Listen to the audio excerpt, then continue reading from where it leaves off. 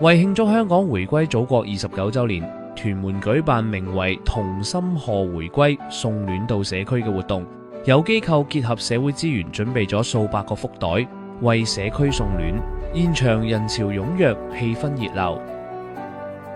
今年呢係香港回歸祖國29週年嘅時間，亦都係我哋經歷咗好多唔同嘅風浪。其實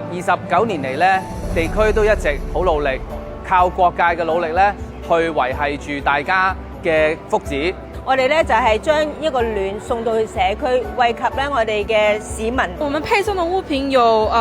鍋鏟、筷子及一些蔬菜，我們希望帶一點點關懷，在他們生活上給一點便利。我哋咧送一個嘅福袋俾佢哋啦，又或者咧我哋多一句嘅問候，多一句嘅關心咧，亦都可以為我哋社區唔同嘅朋友咧帶嚟一啲嘅溫暖啦，同埋正能量，可以凝聚翻街坊對我哋社區嘅一個嘅凝聚力啦，可以提升翻佢哋嘅幸福感。